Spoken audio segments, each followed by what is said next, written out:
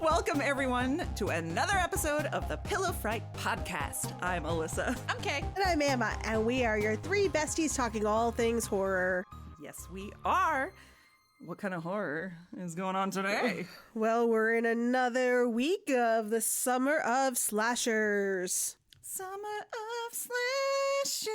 What? Blood red slasher summer. I'm sorry I sing all the time, you guys. This is great. Not allowed to sing too much today because I keep on just singing the same line over and over. We're off to a great start, guys. We're doing so good. We're off to a wonderful start. And, Kay's all drugged up because they rebroke her toe. That's right. But they unbroke it. She literally Put it back together. I like, that's like a glass half full thing. Yeah. They unbroke it. Did it make a noise? I heard it when it broke. Like that's when I was like, oh, I should look at this. And then I was like, oopsie. On that note. Pictures on the Patreon. If you buy them, you can see my medical records. Yeah. We got some medical. We'll take all of our medical photos for a Patreon folder. We have a wish list. I'll mail them to you. You can have the full copy of my x-rays from my feet. Oh, God. We're a little loopy today, everyone.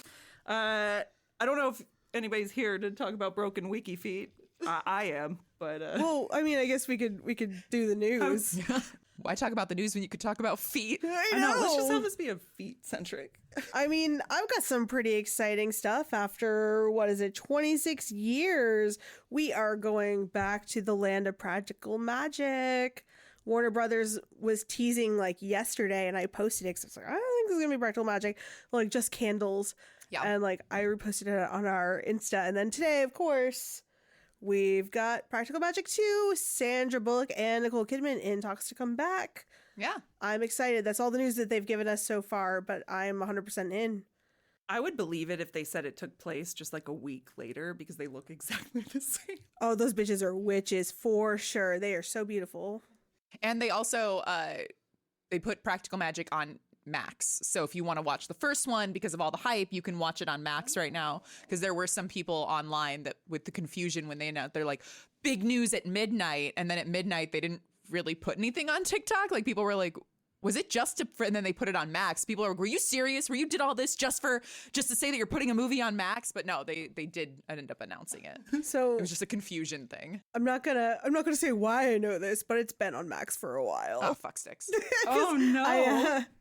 I watched it recently, so I'm excited. I've seen it once, but I feel like the witch in me needs to see it again because maybe I saw it a little too late in life. It was a different movie than I thought it was. I saw it late in life. I saw it within the last year for the first time. Oh, okay. Yeah, I'd never seen it. I don't think it's is it listed under Max as a horror movie? I mean, I'd say if Hocus Pocus is a Halloween horror movie, it's adjacent to that. Yeah. I think it's got some spooky stuff. I wouldn't say it's a scary movie. I liked it. I had a good, I really enjoyed what I watched, and I love Channing. Stalker Channing. Yeah. There we go. She's Sorry. wonderful. She's so good in it. I think that they were when I watched the movie first time, I was like, oh, this is actually really enjoyable. So it's one of the movies that I don't mind that I saw it later in life versus the other ones where I'm like, oh, it's not hidden. Nicole Kidman is so beautiful in that movie. Oh my God. I love her hair color. That's literally, I'm going to take her hair color. Yeah. You're like, that's my inspo. Yeah. I fucked it up this time, but I'll take it to the stylist and be like, this is what I was going for. Yeah. Her hair was beautiful in that movie. Yeah. Ugh. She's beautiful. They both are. And that was a movie for me. It was, my mom would never watch horror movies with me ever. But she loved that movie. So it was something we could watch together and enjoy. And that's exciting. It was definitely a favorite of hers. So I'm glad they're doing another one. All for it. Yeah. Other news that came out this week, we are getting a new Valentine's Day horror, which I'm very excited about because we have, your go-tos. You got your Bloody Valentines, your variety Bloody Valentines. You have your Valentine. And this one is called Hard Eyes, and it stars Olivia Holt from Cruel Summer and Mason Gooding, who people probably recognize recently as Chad from Scream 5 and 6. It's a Spyglass original horror rom-com, and it's going to be filming in New Zealand, so that's pretty exciting. So in this movie, the Hard Eyes Killer, as he is called, which I think is awesome. I shouldn't say he, who knows? They are called. Strikes Seattle. A pair of coworkers pulling overtime on Valentine's Day are mistaken for a couple by the elusive couple hunting killer. That's cool. Now they must spend the most romantic night of the year running for their lives. So Spyglass has tapped horror comedy filmmaker Josh Rubin, who did Werewolves Within and Scare Me. I love him. I haven't seen those actually, so I need to catch up. Wilhelm from a screenplay written by Philip Murphy, who did The Hitman's Wife's Body. That's a mouthload right there. The Hitman's Wife's Bodyguard. Is that right? Christopher Landon, Happy Death Day, Freaky, and Michael Kennedy, who wrote Freaky, and we love us a Michael Kennedy around here. Good guy. Yeah, so I'm really excited about that. It kind of sounds like it's a little bit Lover's Lane from late 90s, was that? Late 90s, so. Early 2000s? So that's we need more Valentine's Day movies. Yeah, that and My Bloody Valentine remake that Blumhouse is doing. It's gonna be a good Valentine's Day for horror this year. We got to go on a Valentine's Day date. Galentine's Day. Oh, I love that. Oh, Galentine's. Oh, that is cute. Oh, let's be Galentine's. Let's do that. But I just want someone to make the cards for from Valentine. Yes. That's a good idea. Because I don't know why no one's remade those yet. Because those are like those art. Are great. They are literal art. They're beautiful. I love those cards. Yeah, a little Victorian. I saw that movie once, but I remember the cards very well, so that'd be cool. And the mask. That's another one that I've always wanted the mask for. Yeah, I think one of the screen used masks was just a prize you could win at Dead Right Horror Trivia, and I think our buddy Brian Collins won it. We're gonna borrow that shit. We are gonna steal your mask, Brian. We will play Until Dawn with you if you let us borrow that mask. We will find you. Because he really wants us to play Until Dawn. Well, back to the indie horror side of things, where my loves lie. We have another installment in the IP is free, let's make a horror movie out of it. Steamboat Willie, 1928's Steamboat Willie, the Disney short, has entered the freedom. Disney does not have its clutches in it anymore. So now they're making a horror movie, and of course a indie horror darling, David Howard Thornton is set to star. David Howard Thornton, of course, is Art the Clown, a cult favorite. He is the most current slasher obsession for modern times, and he will be the lead. He will be Steamboat Willie, originally played by Mickey Mouse, I guess. He wrote something like really cute on Facebook today. It was something like how when he was a kid, he was Mickey Mouse in like a school musical or something. Aww. And he's like, it's full circle. I get to be Mickey Mouse again. So it's and I was lucky enough to work with one of the makeup artists for this. I worked with her on a short with Doug Jones recently. So I'm very excited to see more of her work. She also did The Mean One, which is the Grinch horror movie, and that's by the same. And David Howard Thornton is also in that one. Like, David Howard Thornton is really, he's killing it right now. He is the current monster man. I love him. Yeah, he's like our generation's Kane Hodder. Yeah. But you know what? I don't know if I've said this on here before, but I really like the way he works because he brings like this like very actor perspective to a slasher guy, like a slasher villain. Yeah. Like, it's like, if Buster Keaton was a slasher, and I love that. Like, it's such like an actorly vibe. It's not coming from like a stunt man. It's coming from like someone with a very theatrical background. Well, his Art the Clown Art the Clown works so well because he has such amazing expressions, because Art doesn't speak. So you have to do everything through your face, and not just through your face, but your face that's covered in hardcore prosthetics. And so his face acting is up there with Doug Jones's full body acting. Like, if I talk about like if they are attached to a movie right now, like I'm like done. I'm gonna see it. Like, they are my pinnacle monsters. It takes that extra level to be able to be so convincing without being able to speak words. No, he made Art, who Art is. I mean, I'm terrified of Art the Clown. I've had nightmares of Art the Clown, which I don't have. I don't get that. But because of his performance, you love somebody so much, but you're also so scared by them. And apparently he's my neighbor now, I found out, and I really want to run into him, but I'm also really scared. I know, I'm like, how do we be friends? Can we be friends? Can we walk dogs together? I don't know if Can you just come hang out with us while we're filming? And David, do you want to come to our sleepover? please. David, we will watch. Didn't make it through Terrifier 2, but I'll do it if you come to our sleepover.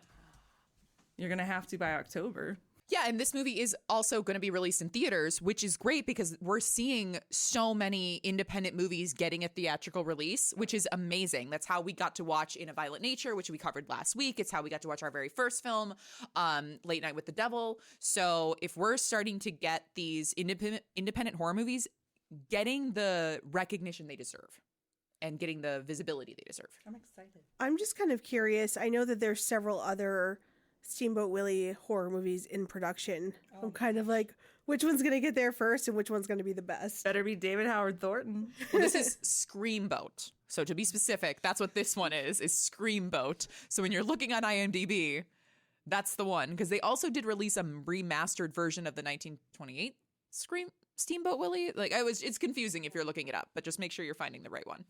So what did you guys watch this week? Well, as I am currently mostly bedridden with my foot, I'm on rest. I went through Tubi because when Fangoria releases, they're like, what's coming in June? Or what's coming this month to streaming horror? Like, it really wasn't anything new. It was mostly like, oh, here's some franchises. Like, oh, Conjuring is out. This is out. But those were out last month. It's just on like a different platform. So nothing super exciting and new for streaming. So I was like, all right, I'm going to go through Tubi and I'm going to see what I haven't watched. And I started Swamp Thing, which was the James Wan. The TV show? Yeah. Because DC is my go-to. And I recently started the Swamp Thing comics because it wasn't a character that's like, he's not widely used. He's not like a member of the Justice League. He's kind of just like thrown in there. Sorry, nerddom. Yeah. But the opening is a fucking horror movie. It is like, I'm sorry. We're gonna talk about the first 5 minutes basically, and it takes place in a swamp, duh. But the kills and then the way the plants move, like this is horror. So one of my favorite things when I go to read comic books is like the DC zombie arc that they have going on with Deceased, and like all the horror themed comic books. So seeing a horror version of Swamp Thing. And also, like, being someone who's like, we should take care of our freaking planet. Yeah, and maybe Poison Ivy and Mr. Freeze are not the villains, and the billionaire is like something that is a take that I believe in. So yeah, so this is kind of the same thing as he's like, stop attacking the green. I'm only on the first episode. But it's something I'm going to continue watching, and I'm really sad it only got one season. Came out in 2019. I think it deserved more. That's Derek Mears, right? Mm-hmm. That's that one. It had a really, yeah. I was honestly really shocked it got canceled because it had such big names attached to the production side.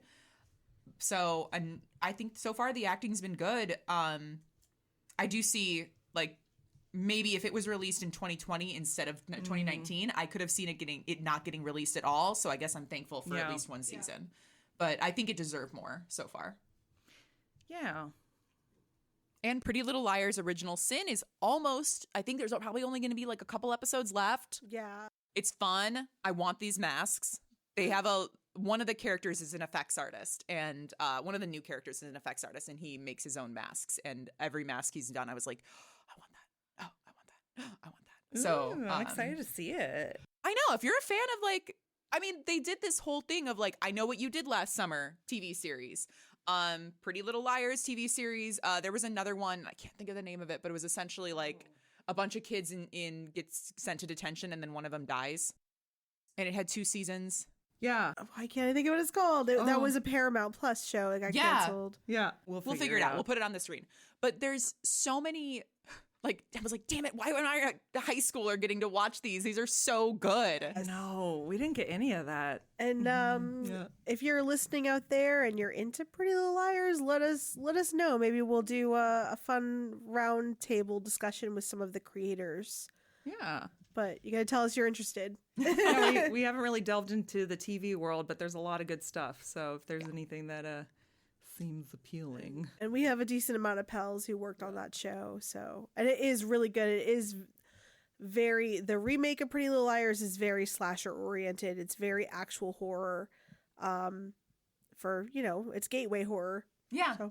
I finally caught up on more. I didn't get to see the first Omen yet, but I saw Knock at the Cabin, which was fine. I mean, Paul Tremblay, that it was based on his book, Cabin at the End of the World. And which is such a good title. He's talked with the Losers Book Club LA a couple times. We Zoomed with him, and he is a wonderful human. I wish, Paul, if you're listening to this every episode, someone, if you're listening to this, he's great. And so when we found out that they were doing that movie, it was very exciting. I know that I haven't read the book yet, but I heard that there's a different. It's not a spoiler, but I think that it took a different approach from what I understand. And it was fine. I mean, it was a fine watch. M. Night Shyamalan, hit or miss, obviously. Yeah. I feel like that one was just kind of a middle ground for me personally.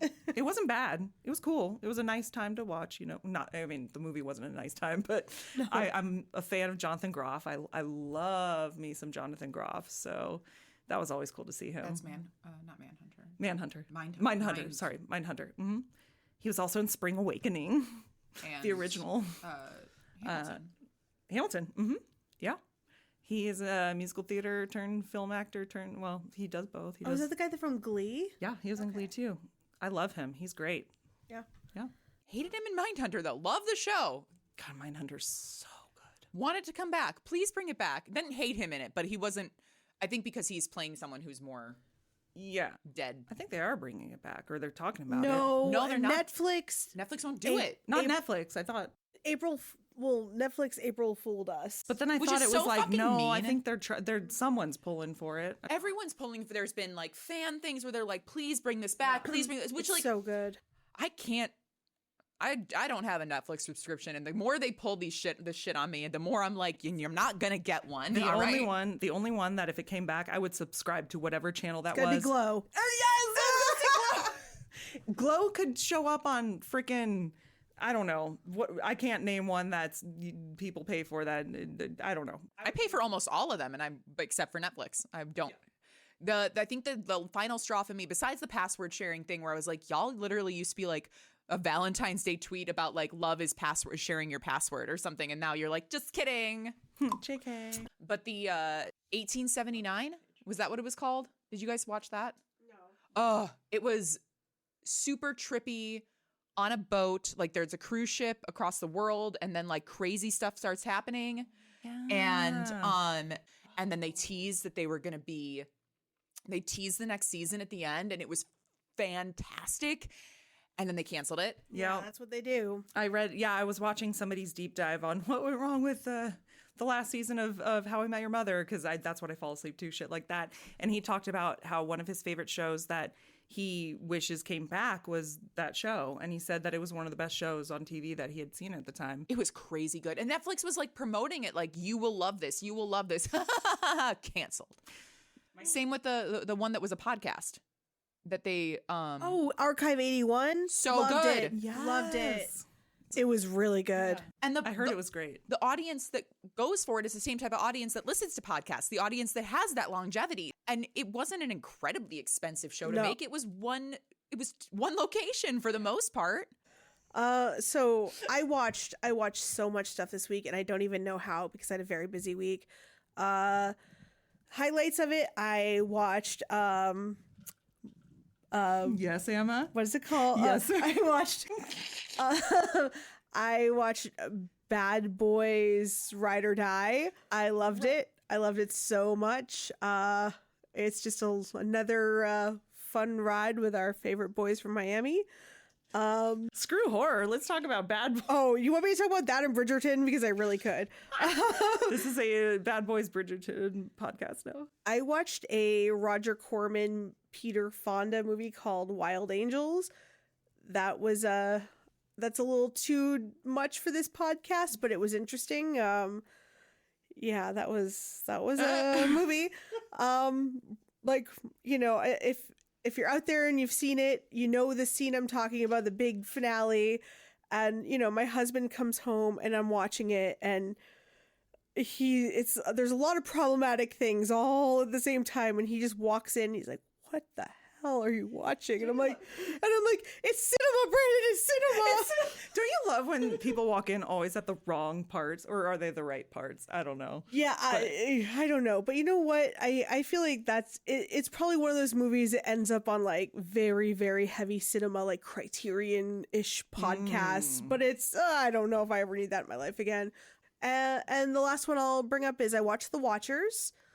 And all I'm gonna say is it must be really, really nice to be a Nepo baby.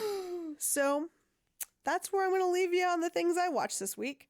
And on that note, On the note of Nepo babies, yeah, exactly. Although not. Oh, that yes kind of and no. ties in a Yeah. little It baby does. amount. It does. she's a Nepo sibling, so it works. And also, Yeah, you know, speaking of Nepo babies, it kind of ties into the movie we're talking about this week. indeed. Because we have I wouldn't, and I use Nepo baby jokingly. This writer deserves all the credit that he gets. He's so talented. So. Yeah.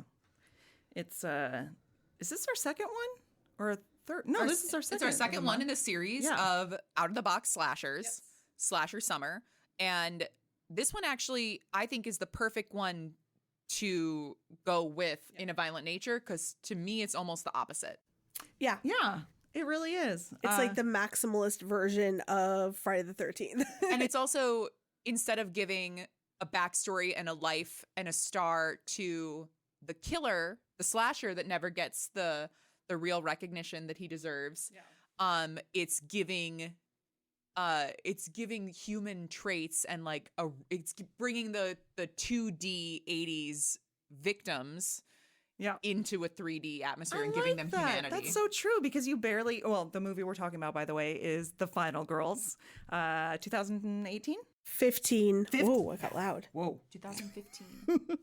2015. Really? Yes. I thought it was 18. Wow. Okay. It's ahead of its time.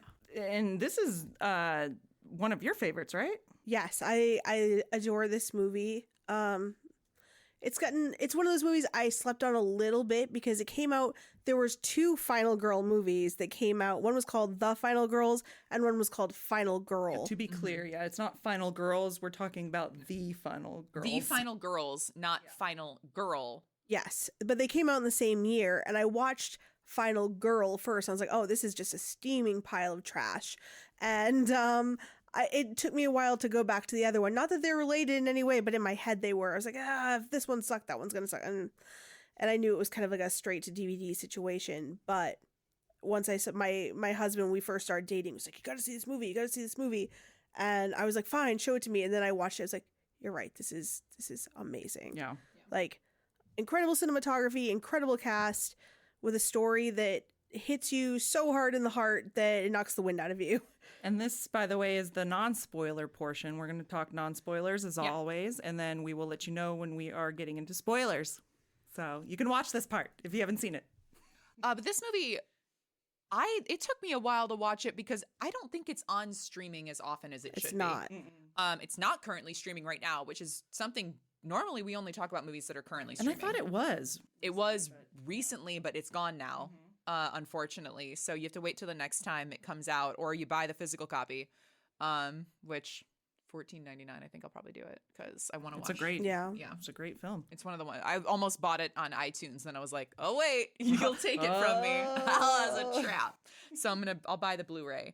But I wish I had watched it when it came out. I felt the same thing about like Jennifer's Body. Like it took me a really long time to actually see the movie, and I was like, damn it, I wish I watched this when it first came out, because it's another one of those movies where I think it didn't get its due I'm not going to say solely because, but because I think it probably appeals to women more than it appeals to men. Yeah. Well, I mean, I think the problem with Jennifer's Body was the marketing. Oh, 100%. Like 100%. They were like, hey, she's sexy. Watch this movie. And they were like, that's not the movie. That's not a movie. No, not at all. Yeah. And you know, I'm glad that that's a movie that's coming back around. I love that. I love when movies that are underrated come back and people are like, oh yeah, let's actually give this a try, and they realize they've slept on something great. And Final Girls, I don't know if this movie counts as that, because I do think that people who've seen it really like it, but I think that it has never gotten the attention that it deserves, if that makes sense. I don't know too many people. People are aware of the movie, but I don't think it's in like the public eye mainstream that much. But because you said it was an indie release. Was it a limited release when it came out? Or? Yeah, well, it definitely went straight to festivals, Okay. which meant I believe that I know that they had gone to a lot of studios to try to get it made, and a lot of people didn't understand it. I want to say they eventually went with Sony. Studio Solutions. It's not on our notes, but I'm pretty sure someone big funded it eventually, and I want to say that it's Sony. Well, I would assume it did have some pretty big names at the time because, so wait, 2015, would that have been before Silicon Valley or around the same time? I think it was probably around the same time.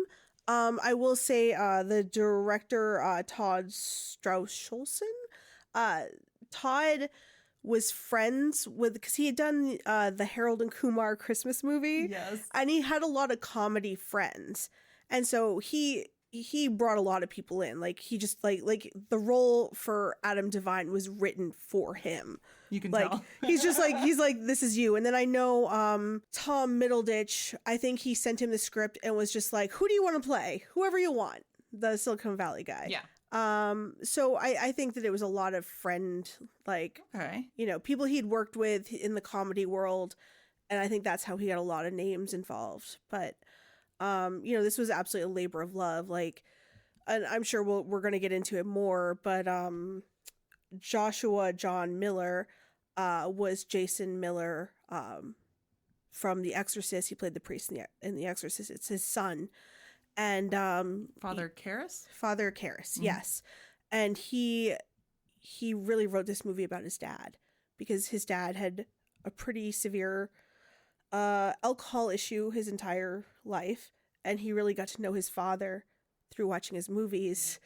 Oh, wow. Just a heads up, Am and I might cry on and off through this episode because it hits us pretty personally. Please, if you like ASMR sniffles, this episode's for you. I'm going to try my best. Yeah, full disclosure, I just lost my mom not that long ago, so it is a hard movie for me, but this was actually my choice to do this. This was my slasher choice for this month, because I really think that people should watch it, and I think it's an amazing movie, and it's so well made. It has so much heart, and like that's always what I look for in a good movie is something that's more than just hitting story points and splattering shit with blood. Like, which is all good too.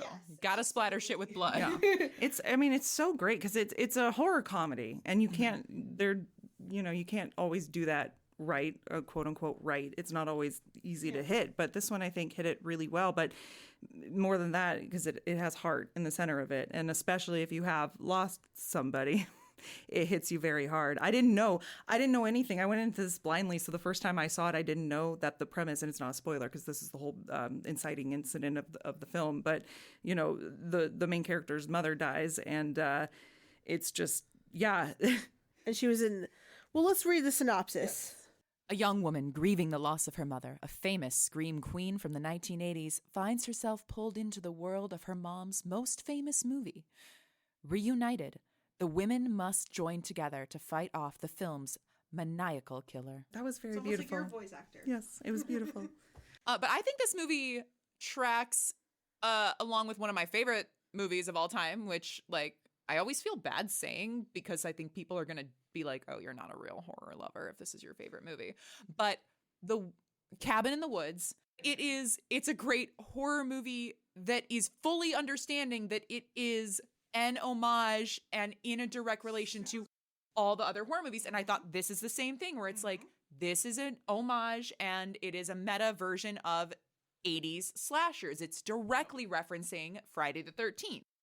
and doing its own variation on that. But the way they do it is so good. This movie is in my top 10 because I love horror comedies. And this movie, it's like you said, it brings the heart, which Cabin in the Woods, I feel the same way. When parts of it, it's like, it's comedy, it's horror, but then sometimes they just stop for a minute and they're like, we're doing this because we have to do this and this. And this one, it's like, okay, well, we're real people, and this is a really personal thing for you and you're going through this, but at the rest of it, it's like tits. No, and especially if you love the 80s slasher, which I don't know if I'm the resident one. I don't know how much you guys love your 80s slashers. You love your 80s slashers. I love my roundabout 80s slasher. Doesn't matter if they're the worst movie ever made or the best. But I found myself being Duncan. I don't know how I feel about that, but I love. Yeah, I could say that. Yeah. Whoa. Especially when you fall, like, falls over stuff. Yeah, I know. that tracks. Not in real life, by the way. There's not really much to say, too, with non-spoilers with this one, really. Well, it did come out. So the non-spoiler part is going to be a little bit shorter because it's not a brand new movie. This movie did come out in 2018. Another time we will discuss at what point are spoilers okay for movies. But 2015 is almost 10 years ago. So math is not my strong suit. Such a big year. So I guess I could probably speak to a little bit more of the making of this movie. M.A. Fortin and Joshua John Miller, they're partners. IRL, like they're in a relationship and they're a writing team. Oh. And they're friends with Todd, and they let him read the script. I think at one point they had actually shown it to Paul Feig and he wanted to direct it. But Todd had also lost his dad. And I told Alyssa this earlier, and I feel like I don't know if I can say it without crying. Yeah, no, but they basically said that this movie was made by like 3 broken boys who missed their dads. That's really cute. And yeah, I was saying how it must have been really, really cathartic to do this. But art's incredibly cathartic. It is. And, they shopped it around for a long time, and they got like, a lot of really dumb notes on it, and that they wanted to take out the mother-daughter story, which that's the heart of it. That's literally. And, they wanted to do all these different things. And I know they originally wanted it to be rated R, and I think they had to settle for PG-13 to get it made. But it was tits. Yes, Mentions of tits. No They- actual mentions. tits. The original, vision for it was, I believe that he said for like one of his Q&As for like when they did the festival tour was they wanted it to be like Dead Alive. So they wanted it to be hyper gory. Interesting. And, he's like, as we got on set and we started shooting it, we're like, well, maybe we don't need the boobs or the gore because what we're doing is really cool. I think that really shines through. And I think Ellie Smolkin's cinematography is absolutely incredible. Like, Alyssa and I watched this together last night because we didn't know if we could do it alone. No, side note, I almost argued against this because I said the first time I saw it, I could never see it again. That's why I was like, Emma, I don't think I can do this. And we sat here with like a box of tissues between us, like ugly crying.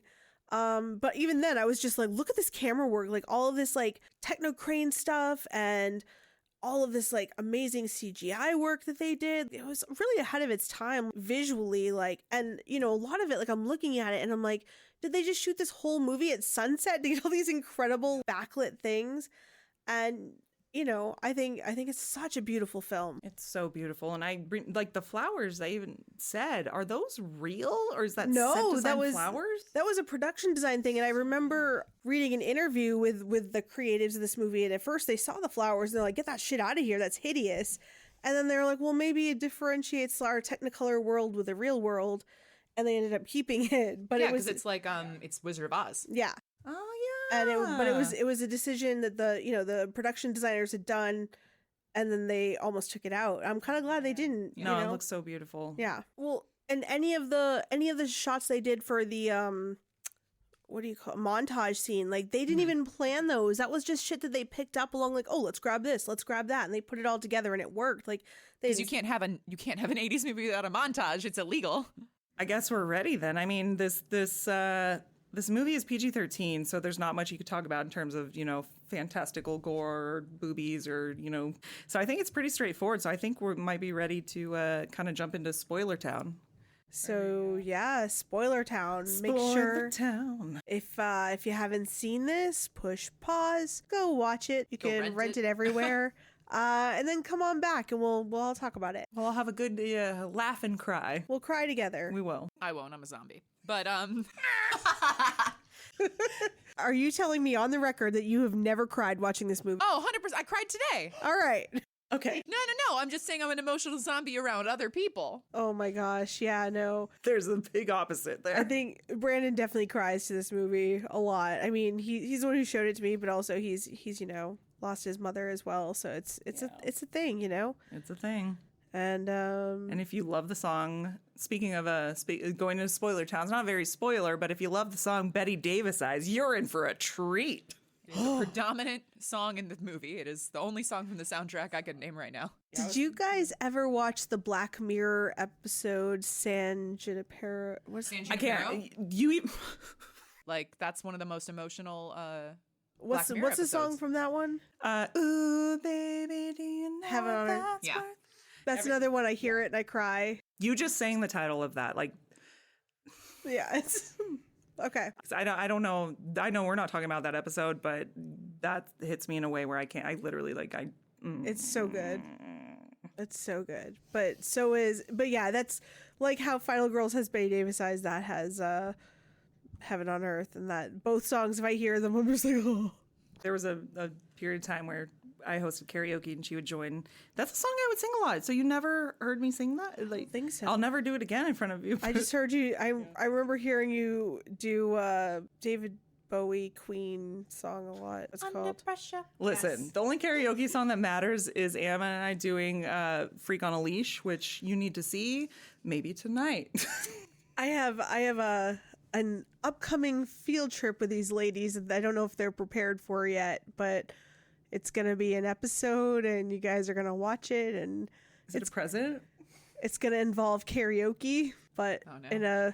in a cool location that's from a movie. And that's all I'm gonna tell you guys right now, because we're gonna do it eventually. I don't know if it'll be this month, but maybe it'll be next, and we're gonna go. I'm excited. All right, I'm in. Let's go for my birthday. I don't know what it is, but let's just go for my birthday. Yes. My birthday's in a month from today. Send her friends. presents in the form of more film gear. Yeah.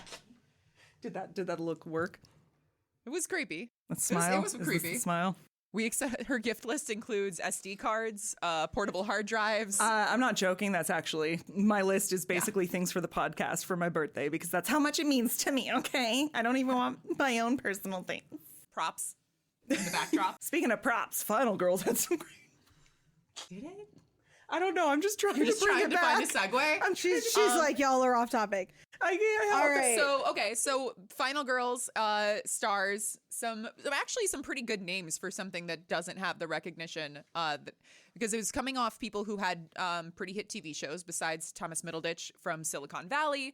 So it has a really great cast for a film that doesn't have a lot of appreciation. Not only you have Adam Devine, which is coming off of Workaholics, and our lead actress coming from American Horror Story. Yeah. Yeah, Tassa Farmiga and Malin Ackerman were actually the last two people cast. They had someone else cast as Max. They didn't say who it was, but she dropped out last minute. And then they saw Taissa. They saw her, and they're like, she brings this like ethereal, sad quality, and her and Malin's chemistry was so good. So good. Yeah, that they were just like, yup, these are our people. She is like the little emo girl. She is. She is the emo girl of like she would have been in my friend group in high school. Yeah. Yep. She's so good though. Her and Vera, like just the best sibling duo on TV or whatever, film, TV. I just love them. I love whenever they're in something because they just bring such a real raw quality. Well, it's kind of funny that she plays the daughter of a scream queen, and then Vera played the mom. Like it's got like a mom and a daughter, but like of a famous horror type of thing. I think it's kind of cute. Well, something else that's interesting is Alexander Ludwig. His mom was one of the teens in one of the Friday the 13th movies. Which one? I want to say it was like 7. Oh my God, was it Megan? I do not know. It was a random fact that I read. But I love that it's like it kind of ties into like he really, his mom like who's, you know, she's alive and kicking, and I think she might even be like his manager or something. But you know, he's lived this experience. That's really cool. That's so cool. It has to be Megan because I would kick myself if that's the wrong name. But then again, who knows the Friday the 13th names? But she's in 7. She's blonde, and they look like each other. So I would assume that would be her. She was the resident Martin. bitch of the. Who was she? Friday the 13th, Part 8. She played Tamara Mason. She was the bitch. She was the bitch in Part 8. Oh. And another weird fun fact of this movie is that I'm gonna forget her name. Chloe Bridges and Adam Devine. They were sitting next to each other on the plane, not knowing that they were cast in the same movie, and they hit it off. And then all of a sudden, he's like, "What the fuck? You're going to the same set as me?" And now they're after this movie, they got married and have kids, and they're still together. So. What a perfect meet. Oh Isn't my it God. adorable? They had such cute chemistry in the car, How too. cute is that? I love it. I didn't know that. Yeah. Oh my God. Good on him. Because she... I know she's good looking. She's a good looker. Yeah, she's pretty. She's They're cute together, and he's like, I know most of his stuff like was like very heavily improv. Yeah. And he did his own thing, and you know, I know the role was written for him, but I know that they were very much like, do whatever you want, improv it, make it your own to everybody. You can tell when you're watching his scenes compared to everyone else. You can tell that the camera's rolling a little longer. Yes, for sure. Well, he had a lot of bloopers in the reel at the end. He had a lot of really good lines. They probably could have just used any of his stuff and like pick out of a hat. We're using this line that He's you said. so funny. Like I'm sure a lot of people probably think he's annoying, and he's kind of on the verge of being annoying, but he's so funny that it makes it hilarious that he's annoying. But he has a pretty, I mean, like I watched Workaholics when it was first out, and it's not like it's my favorite show, but sometimes you want something mind-numbing, and he is like one of the most annoying characters in that show but he's really good at being annoying. And I've never really watched Modern Family, but I know he had like a completely different arc on that. Like that was one of his another like long running run. He's so good on Righteous Gemstones. Do you watch that? I forgot if we talked about it. You have to watch it. It's so good. I got a long list of this. It's so good. He's great on that. He's Are you caught up on that? Yeah. Oh my God, the thing that happens at the end of the season where you're like, are they gonna? You're like, ah! Maybe we should have like a side, right? Just oh my God. talk. You It's gotta so get caught up. Yeah, he's an actual he's an actor in that. Like Yes. he goes from annoying, balls, titties to like an actor. Oh, I think he's 100% in the parts that he's given. Hold on. I don't know that's why important. I can't hear you right now. Talk? Talking? I can hear her. Okay. Talking? Okay, there we go. Yep. He had some great lines besides the got this in juvie because I'm a cherry thief. The cherry. Like, and it was like, oh my God. Such cringe. I want to use that on just everybody I come across. But his car lines were great. Even the improv. I can't even remember which one they used in the actual movie or the improv was, because my favorite is like, you just killed. I won't tell the cops if you have sex with me right now. Oh yeah, that was the blooper. Yeah. Okay. Oh no, the one that he's like, we could just go to a motel and lie low and get something going. You smell really good. I'm just bringing it up, and I was like, just bringing it up. He had some really, really fun ones, and he was fully like embodied in the character. And he's like, you hate that character, but he's great as the guy you hate. You have to hate him. I love is his character name Noah? The who ends up being kind of a little bit of a love interest for, I don't know her real name, Blake, but Gertie. yeah. Blake. He is adorable. He's so cute. I don't know where I have seen him before, but he's I want to watch him because I want to just pinch his cheeks and boop him. Like, he is the cutest guy. Tori N. Thompson. Yes. I don't know if I've seen him in anything else, but he's adorable and he's so great in that role. What was it? Bitchin' guitar. Bitchin'. Right, yeah. He's so good His at little that. ska pin. Yeah. His his flare. His flare. He had so much flair. Oh, the flare. Will Smith hair. He had Fresh Prince hair. So good. But he was great. And then I mean, all the characters in the 80s version of it, of course. Yeah. My favorite character, like, honestly, I shut off the rest of the film besides Tina. I don't care about any other character besides Tina. Tina's my absolute favorite. She's wonderful. Angela Trimber. That's her name. Okay. And She, you know, I think originally they had talked about casting someone who was like, you know, the blonde bimbo-y type. Yeah. But they're like, no, let's just let her go wild. Oh, I love her. You know, she's a dancer IRL, so they were just like, we know she's gonna nail that part, and So perfect for the role, just like 100% in this. And it's that whole thing of like, they're a two-dimensional character. They are literally every single one of them is an 80s character stereotype. Yes. And yet she is 100% that 80s character stereotype. Kurt is 100% that 80s character stereotype.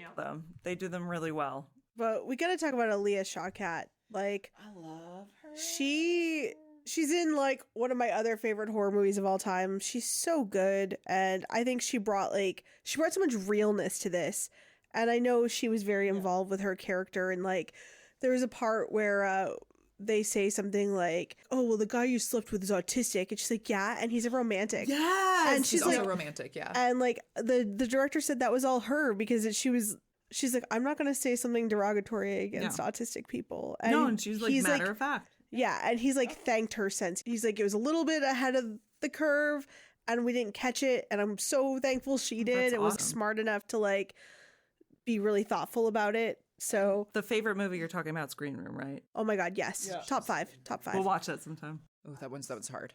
What's that? That's a hard watch. Yes, it is. No, she's because it's not just that. I thought about that, maybe not ahead of its time, but where like you thought something, a lot of things that they say in 80s movies, you're like, not today. These were our modern Well, that's why characters he who said it. I'm not going to repeat it on the podcast, but that's like where he's like, "Are you a F?" No, word?" that's what I want to talk about, because I actually thought they saved it because he calls him the British cigarette. He The calls British him that, cigarette. and he's like, I have two dads, and he's like, gay people can't have kids. That was- they're too busy going to discos. the discotheque and having sex all the time, and it's actually a pretty cool lifestyle. Hilarious, and I love because I mean it's written by gay men. It's right? all gay men. and so it's Written, tongue in cheek, and directed. like so it could go either way. Like you could hear that and you'd be like, "Oh, that's offensive. That didn't play well." But in this, Adam Devine knew how to deliver that perfectly too. He's like, Yes. "They just go to discos." But I thought they saved it with him being on. That's actually a pretty cool lifestyle. Like, and I was like, yes, okay, good, because it was okay. Like, and so I think that same thing with the line of like, he's autistic, and then she was like, yeah, and The movie really was ahead of its time, which is insane to think that you said it was 15, right? Yes. Wow. To me, that's like a few years ago. That's not that far, know. but on paper, I don't like looking at that. Living in that time, it's just weird to think how much things have changed. I mean, you think of it like this, like, you know, Freddy versus Jason wasn't too long before that. Oh my and gosh. We've got that scene. Oh, yeah. that You're lives just a little forever. man in a sweater, little They blame that on the actress, and I don't believe that at all. And I'm so sorry, Kelly Rowland. I don't. yeah, think no, it was she your does not deserve that. No. I don't care because it could have been taken out in the final cut. It could have, the producers could have caught it. The film companies could have caught it. The director could have caught it. Listen, I get she could have not said it, but product of its time, not giving an excuse, but there were other avenues that could have intervened. But basically, I'm saying that wasn't terribly long before this movie. Right. And this movie is a lot more inclusive and PC than... And I love that it's Chris's character too. That's like, dude, I have two dads. Back the fuck off. Like, I love that. And he's like, I beat up many people, 7, but I beat up 7 people. no, he was. I mean, as far as being like, and he was very, in touch with her feelings from the get, and like he was cute with like. He's so hot. He's a good fight, like a leading guy, because you really Just would. he's not one, and that's Getting so thirsty you over and your here. Vikings. Oh, blonde men are for me. So you and Joseph Quinn, right? The human centipede, is that your fantasy? As we, No, I said my... I told you I'd bring it up on the podcast. I told you I would. I said my human centipede fantasy would be like Andrew Ludwig, me, and then Joseph Quinn. Nothing gets past the podcast, Oh, y'all. God. You're seeing the real us here. Oh, if you I could wasn't just- being grossed out at the two of them. I was being grossed out at the human centipede part I of it all. mean, But I just want to sew Joseph Quinn's lips to my anus. Who would be your human centipede? no front and one, back? no one, no one. I'm not a pervert. Who would be my I mean, I human am, but not in centipede that front and sense. back? Clint Howard. Clint Howard for life. Stop. All right, off topic again. Anyway, Bringing it back. Okay, let's take a moment. Like that Paul one. is great too. Actually, I will say so. So there was artwork that they designed, which was basically them saying what every character was and they each had their own little poster, which is really cute. I'll throw some. Was on it the ones screen. that Alex Pardee did, or was it a different? I was going to ask, because when they're walking by the theater, I love that. There's the poster art for Camp Bloodbath, and I thought, is there a specific artist who did all of these posters in post and during the movie? Because there's some great artwork in this.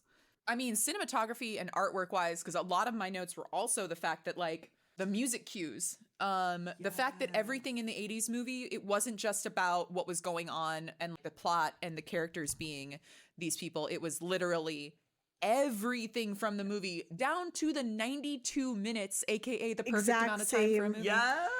Like the runtime of the movie being incorporated. Everything from the movie was incorporated. It was that well thought out in their meta-ness. It's the slasher lover's dream. I love it so much. But the care that they put into incorporating this, incorporating everything about that we love about 80s camp slashers was I love that. really well done. Well, do you want to go through points? Yeah, because I know we hit a few of these. We're flip flopping all around the movie, but just so we're on the same page. Yeah. The movie starts with Max is outside waiting for her mom in an audition, and I love when they show her the resume. Yeah, I had to pause because this podcast has taught me to pause and just kind of look at the background, look at other things, and that resume is amazing because it's all fake movies except for, I think, Chopping Mall is on there. She was in Chopping Mall, apparently. And what else was on there? It was like Meatballs. Oh, it was Meatballs in Heaven, which I wonder if she did with Corey Feldman. Something Diane. She talked about a CSI episode. Yes, so that's real. her arc. But that's because there's a joke of every actor has either been on CSI or Law and Order. Yeah. Yep. But we'll include we'll put the resume up because we kept some pictures of it. It's gonna be a fun graphic episode. Yes. And that's when she's getting in the car and she's just like, I'm a movie star. Yeah. But I'm not. I'm failing. And yeah, you can tell when she walks out of the audition, she doesn't look happy. And Tice Formiga. Max and Nancy, of course, her character's name is Nancy. Yeah, Homage again. Yeah. Nancy and Tina. I like the whole. I love that it starts with like the movie is like we see the trailer and then it goes to Max's phone. I was like, oh, that's so smart. Oh, yeah, so that was well done. It's a great trailer. It is. It is. Good. I would watch this movie. I just want to watch the actual movie. Right? Yes. It's so good. I love when like they're driving and they're just having this like very real talk where she's like, yeah, this guy I was dating ghosted me and I didn't get this role and I'm forever going to be known for this one role in this shitty slasher a million years ago. I'm getting typecast. Yeah. And she's like bummed and, they go to Mel's and they get their milkshakes and they're having this moment of singing Betty Davis Eyes Together. And I remembered seeing that and I thought, it's one of my favorite songs. And then I didn't know what happened after that, but apparently, so they're, singing, they're having fun. Max spills her drink all over the resumes and it's like, oh, do you know how expensive those are? Boom. Crash. Then it cuts to the car crash. And then I think it's so real after that. They show Max waking up at like 2 p.m, dead to the world of the shower. And originally they had written it as she was trying to unalive herself. Oh, wow. And she in that scene and she gets the call from Gertie and changes her mind. This one, she's I'm kind of glad they I'm actually really glad they changed that. I think that would have been a different movie. Yeah. Yeah, that would have been a different movie. Totally too dark. But it's a good example of real grief and how there are such hard days where it's hard to move, where it's hard to function. Yeah. And I really relate to that. And, then she goes to study with her friends and her new love interest and Gertie and it's her half brother or stepbrother. It's her stepbrother of some kind. Yeah. There, that's when he's like, oh, you gotta come to the Camp Bloodbath double feature. So he didn't know that was her mom, or did he? No, he did. That was the whole point where he was like, I told everyone that I was friends. I told the other what do they call them? Bloodbathians or blood, fuck, I remember it. Bloodthetitions. It was something where I was like, that's an awful name. I feel like Duncan and I would have been best friends. But yeah, he's like, oh, they couldn't believe it when I told them that my sister was best friends with Nancy's daughter. And she's sitting there like, I mean, there's moments, in real life where you're in those conversations where you sit there and think people are talking about shit like that, and you're just like, I don't know how to react. Yeah. Yeah. But I also really liked the car scene. Like, I know we just kind of skipped that part, but the car scene between Gertie and Max was really cute. Yeah. Yeah. Like, just friends talking. The relationships that they made in this movie and the chemistry between all the actors was really, really well The done. chemistry's great in this movie. They actually chose to film all of the stuff with the friends last so that they'd have time to bond and like get to know each other so that their relationships would feel more real. When I was going through the photos, because I was trying really hard to find more photos of Tina's makeup, and there is a criminally non-amount of photos of Tina when you search for this movie because she deserves so much more. With the mints. Yeah, she makes a lot of faces. You should have just come with like oven mitts. Like, I know. Why didn't you get a life vest and oven mitts? So you'd stop holding my hand when I tap things. Yeah. Honestly, I don't know why you Sorry. guys don't oven mitt me. But they, all the photos from like South by Southwest and a lot of the press photos, they all look like they're having so much fun Yes. together. And you don't always see that you see that a lot of times with TV show casts who have been together for a really, really long time, but you don't often see that level of connection with movie casts. And as an actor seeing that too, it's like the dream. It's like you want to jump in there and be a part of that cast. yeah, I think they all really got along well. Yeah. It And looks that's like good they had a lot of casting fun. too. Yeah. Like that's really, sorry to cut you off or No, speak you're over good. you, but I think good job on the directors, good job on the casting directors, and for making sure that this movie had chemistry, or the actors had chemistry, because without that, maybe it wouldn't have hit the same. Yeah. No, like, and agree. it's such a cute car ride.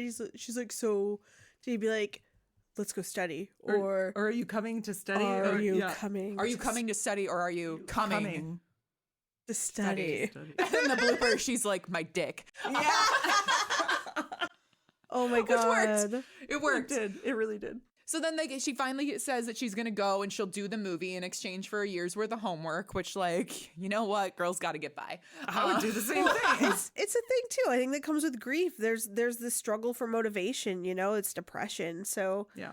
get those A's where you can, girl. It's so hard to see a visual of, your parent who's passed on, especially that soon. Like, Yeah. I still struggle. It's like over 10 years. And like, I still, like, if I have family members being like, found this of your dad, like on Facebook, I'm like, nah, Yeah, it's a weird. don't do vibe. it, please. Well, and when she's at the movie theater and she's talking to Chris and she's like, well, this is kind of one of the only ways I get to see her, even if she's being chased by an axe-wielding madman. Yeah. But I remember, I don't think it was actually an interview. I think the original Gomez from the Addams Family that we all know. Oh, about his Mortal Kombat stuff? No. His son, because he passed away. Yes. His son says that was one of the, like, watching this movie was kind of like getting to be with his dad again. It's Raul Julia. Yeah. Raul And Julia. I always get I'm not a good video game person. He was in Mortal Kombat, right? Street Fighter. Street Fighter. Okay, so he looks kind of bad in that movie. He looks very sweaty. Mm-hmm. He was very sick with cancer. Oh, that's right. And he took that role because I think it was his grandkids were big fans. That was his last role. It was his wasn't it? last role, and he did it for them. So Ugh. I mean, that's got to be hard, but that it's real. And you think about there's probably a lot of people who, a lot of, not to say Nepo babies, but like there's a lot of kids who, if their parents are famous, like that's the way that they get to live on. well, Right. yeah, Not I everybody think- gets to grieve that way. I think that's how it was for the writer. And there was an interesting thing I picked up on last night. When you see the standee for Camp Bloodbath, Mm-hmm. it looks like the wings of like the statue from Exorcist, the Pazuzu statue thing. Yep. Oh. It looks like the statue in the standee because it's got like, almost like an X or something behind him, but it comes up the same exact way and it's So gray. cool. I was like, I wonder if that's like a little, homage to his dad, or it's the same like Lisa Frankenstein. Zelda Williams put rainbow suspenders in the last scene for her dad. Oh my god. That's really cute. People always try to find ways to honor the ones that are gone, and in that way they get to live on. Yeah. Yeah. But when they go into the movie, I actually love the cinematography again of them walking into the movie and like however they're walking and like they start doing that circling thing that comes back later in the movie and you see it the first time when they're walking up to the movie. If anyone asks about cinematography in movies, this is like, you want to watch a really good, a movie that knew exactly what it was fucking doing. That's this one. And the crazy part is this movie was only made for $4.5 million. I mean, in the grand scheme of movies, that's not a lot of money. Wow. For the amount that just alone the actors probably cost. Right. Like that's not a lot of money. They were very smart about what they did. I mean, they shot at a Girl Scout camp, but I think they built a bunch of stuff there too. And I think, even the shots, like you see like the camera going in and out of windows and doors. Yep. Incredible work. And the coloring was beautiful as well. The coloring was spot on for all of it. They knew everything was thought out. Yes. But yeah, so like when they're going in and they're sitting in this movie theater, and I guess we had to introduce Vicky before that. Oh well, I did want to say in the movie when they're walking into the movie theater and they're in the movie theater, do you put M&Ms in your popcorn?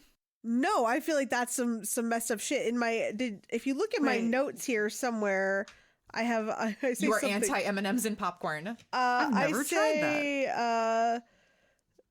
Vicky is there being kind of a psycho. Chris has weird ass taste in snacks. That's a red flag, girl. Just saying. Okay, I do not like mixing my savory with my sweet. I've never done that before. So many people. I kind of want to try it. No, I've told people that they're like, oh, let's get popcorn and we'll put M&Ms or we'll put, I think the last time someone offered it, they were like, we'll put Reese's Pieces in there. And I was like, I will eat Reese's Pieces and I will eat popcorn. Yeah. But not the same. No. I don't want buttery Reese's Pieces. Like, I guess peanut I can butter. understand M&Ms if it's not super buttery because that's like, chocolate drizzle or whatever. I don't know. But I mean, like, I'm coming from Chicago and I hate that tricolored. I'm sorry. I hate it so much. I need to smack the table. I need to do it. I hate it's Garrett's popcorn and they do the caramel and the cheese and the butter. And the tins. The 3 in the tin. The Christmas popcorn. Hate it. Such a weird. And last time I was there and I passed by a Garrett's and there's a fucking line down the block and I'm like, what are you people doing? I don't know why it's so popular, but I hate it. I've hated it ever since I was a little kid. At least they keep them like separated into 3 separate tins, but people that mix them, you're crazy. It's wrong. It's gnarly. I'm so hungry for popcorn right now, though. Nope. If you mix it all together, I'll never talk to you. Let's just go and get popcorn after this. When we saw In a Violent Nature, I sent a picture of my giant tub of popcorn that I brought a bag in and put it in my car, a plastic bag, and I was alone. I got the biggest size popcorn, and I brought a bag in my car because they have free refills, and all you have to do is show your receipt. It doesn't say you can't leave the theater and come back, and so I emptied out that tub of popcorn. And in a bag in my car, and I went back and I had it refilled again, and then I left and I had popcorn for the next week. I don't know. Do we include this? Will they catch on? No, they're allowed to. It's free. So that it just says bring back the receipt, and you have to do it within 24 hours. It's not that such a good idea. They don't say anything about like you can't leave. You just has to be within that not 24 hours, but it has to be that same day. Okay. So they obviously know what people are doing. Well, I just brought a bag and I was like, and I emptied it and I sealed it and I brought it back because I also love day old popcorn. Yeah. I don't know why it gets like it's not so better, but it's a different flavor, but it's so good. It hits differently. It does hit differently, but I still love it. So yeah, I had popcorn for literally a week, and you know what? Since I broke my that was 2 weeks ago. Girl. Okay, I kept that popcorn for a really long time. It's just popcorn. It's fine. I used to work at AMC, and I swear they pop it in big batches and keep it in garbage bags. Yeah. I'm not even kidding. No, I read something about that, but anyway, it's fine. That's okay. I'll still eat it. Moving on. I will too. Oh, but do you put candy in your popcorn? Tell us which one, and so we can go ew. Oh yeah, yeah. No, if you tell us that you put candy in your popcorn, we are judging you. I'm not, because I've never done it. No, it's gross. She might partake, and we will just never share popcorn. I won't tell them. God, there's some psycho out there that puts Swedish fish in their popcorn. I hope they put sour worms in their popcorn. But okay. She's gonna do it. It's like this, but back to the scene. It's kind of weird. Like they introduced Vicky, played by Nina Debray, and she's Chris's ex-girlfriend and Max's ex-best friend. Right. But so it's kind of shitty. Max is like macking on this dude that was her friend's dude. Anyway, don't blame her. Don't blame her. Just saying, kind of shitty. But they introduce her in a really weird way. She's very passive aggressive, and she's just like touching his abs. Yeah. And being weird. They were dating at that point, IRL, by the way. And then she has Why do her. I know all this? You know a lot. I know. I love it. No, I love the trivia is great. She has her Adderall, which is important. Okay, but also like no. What? That was It's a very so silly thing. badly done. Wait, what was The Adderall. Oh, okay. She brings it up so much. You don't eat it like Tic Tacs. Yeah, you don't. No. Mm-mm. But like everything she said was like so weird and so fake, and you're just like, okay, cool. So I'm definitely supposed to hate you. Yeah, she was good at establishing She's good that. at. Yeah, I was like, you're a dick. Go away. And she's like, you remember what snacks I like? And she like grazes his chest. As Oh, she walks yeah. I'm just gonna go with you. And then Gertie's like, she's just gonna pee on him in front of you. And I was like, yes, I have a male dog. That's 100% what they do. I love her so much. Gertie is great. Gertie's a great best friend. I love that Yes. actress. She's just wonderful in everything she does. And like they go and they sit down and there's like all this camera work establishing like here's this alcohol bottle full of flammable alcohol. The guy who pulls out the joint. Yeah, it's like I love when like the ash falls and like So good. so good. It's definitely all CGI, but it's still really well done and it's Right. fun. And I loved how they did that. And then all of a sudden it's on fire. Everything's on. Basically, it's the scene where her mom shows up and it's her, she's the virgin and she's with Adam Devine and they're about to have sex. Yeah, And and- she's just like, oh God, I don't know if I can watch this kind of It's, feeling. I mean, And, it's like, got to be weird. Yeah. But then as this is happening, you see it like the joint guy has an ash falling down as the alcohol bottle is spilling and rolling down. And just, that cinematography is But they also use it to establish the opening of the movie. Yes. So Yes. so we know what the opening movie is going to be like. And you do, before everything goes to shit, you do get to see her enjoying her mom making Yeah. jokes and like her mom being on stage and waking up and being like, almost the final girl, like that misdirects, which Yeah. we talked about in A Violent Nature, where I was like, I really thought the blonde was going to be Right. the final girl. And then they were like, haha, it's the brunette. You would never. So her mom was like the throwaway character. She's not like the bitch. She's Well, not, It's funny because they based her off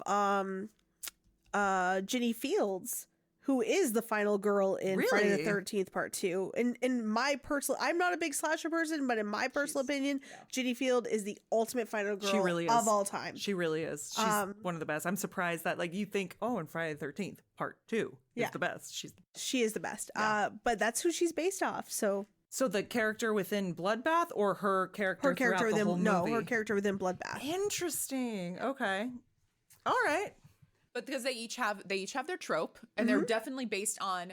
Because I thought, when having the final girl be the tomboy who's somewhat punk and rocker, and I was like, okay, so we saw that in Dream Nightmare Warriors. on Elm Street. We saw, so like that definitely, and actually kind of same like hair. Well, she's got the mohawk in that. Oh, you're right. She has the mohawk the whole time. No.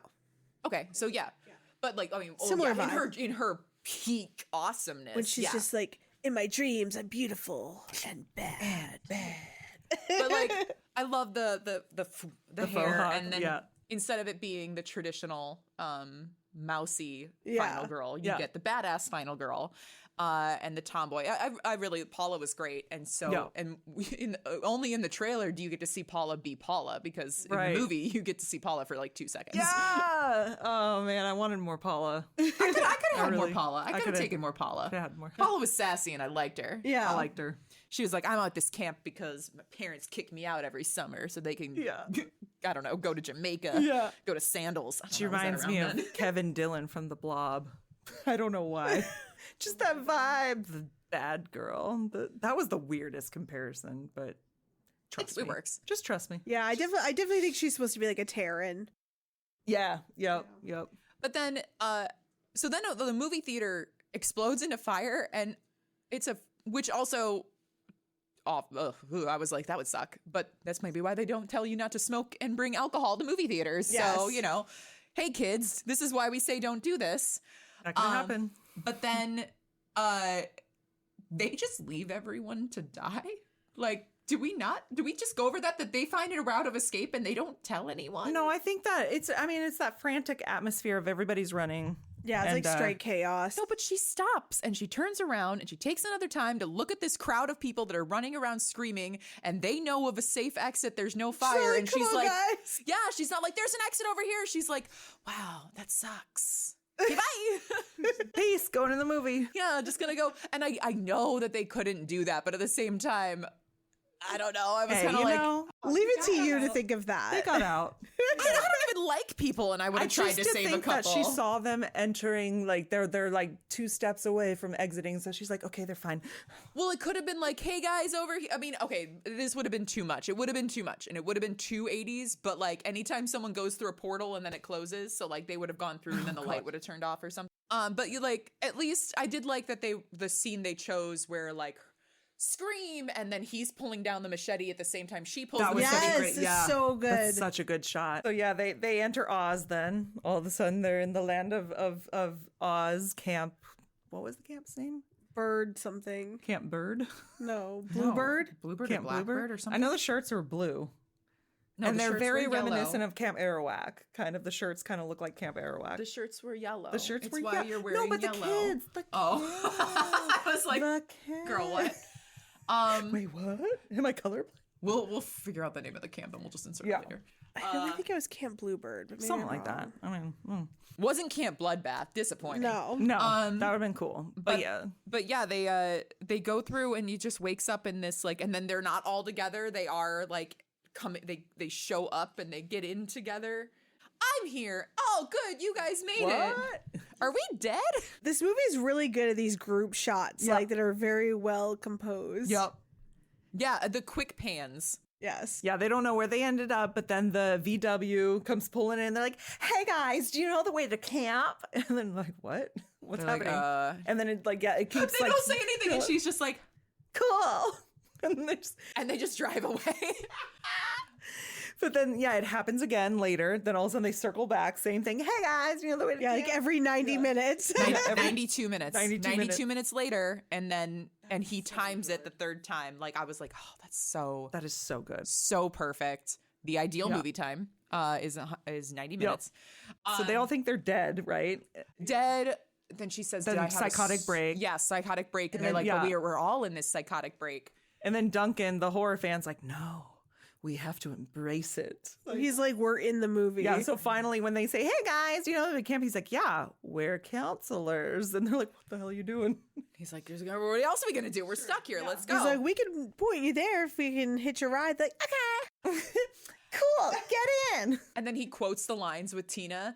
Diaphragm. Bikini top, diaphragm. And that totally would be me in that movie. I'd be so excited, but I'd be scared. But yeah.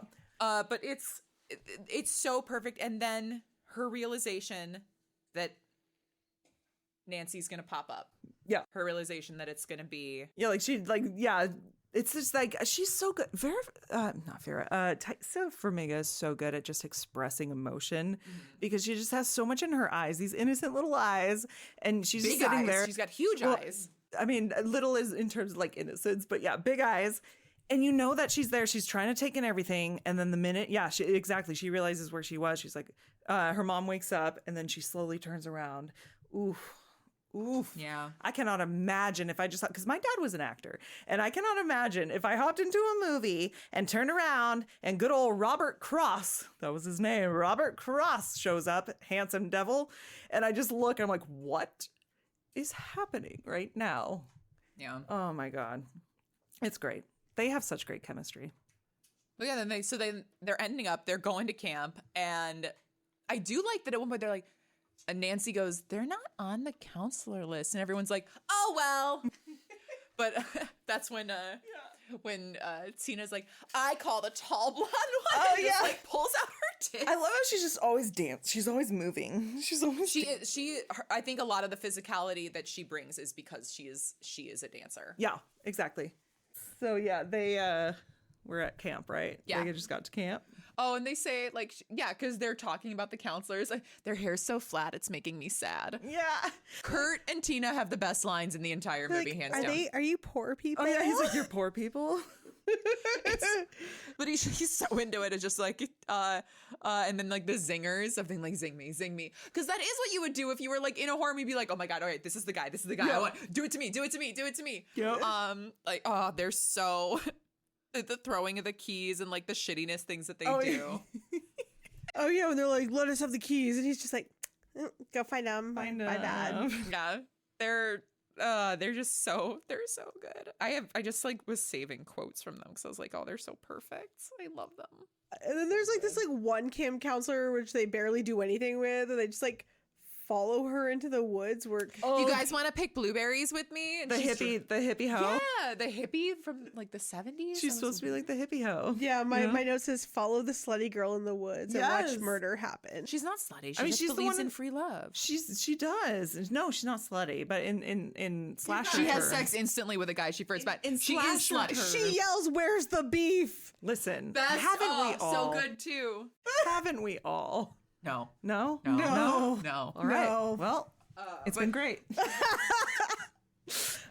She's living her best life until she's no longer living. No, she's like the first fodder in the movie that gets naked just to get killed off, basically. And I love that they just like watch like they're perched like little hobbits behind a Oh, log. and Duncan's reciting. He's like, no, wait. He's like reciting. They're not people. They're like, think of them like animals in a nature documentary. Yeah. It's like, And he knows like every line. yeah. Because he's watched this movie 1 billion times. But then, and like when he goes up to take a selfie with the killer, I'm like, yeah, like he's at a convention. He's taking photos with Kane Hodder. Like we've all done it. I mean, I have some photos. Yeah, I've done it. I took photos of Kane Hodder. No big deal. Cooler. Guys are so lucky. Didn't cost you $25. So. So he's like, no. Billy, his name's Billy, right? Yeah, In this Billy. one. By the way, I love Johnny, Billy. Then you have, My Jason. Y ones later on. He shows up and he's like, no, we gotta run. He's like, no, just stay, watch what happens. And We're not part of the movie. He doesn't know what to do with right, us. he doesn't know what to do. Yeah, because he sees them. They get up to run, and then the killer's just standing there, just not knowing what to do. Yep. Except for it's not actual words. It's just, Right. but it's the same like, Yep. which I still liked. I love the sound cues in this. And then he just goes up and he's like, see, he doesn't do anything. Whooshoo! Oh yeah. He was like just hatchet to his side or machete to the Machete to the side. side. It looked good. It Yeah. was It good. looked really good. No, I also like that he was like, see, I wonder if their bodies are full of corn syrup. Nope. Not Yeah, corn syrup. That was like a Tropic Thunder moment. Oh shit, I forgot about that. Where he's like, the head. Ugh. Yep, I remember that part. I forgot about Really that. realistic. That's realistic blood. That movie so much. But yeah, he like who in their right mind is like, oh, fake blood, I'm gonna taste it. I mean, I sometimes will make edible fake blood, but I know it's edible. I feel like you'd smell it before you taste it. Yeah, but blood smells like pennies and it's very distinctive. Yeah. I don't think I would go up to something and be like, oh, fake.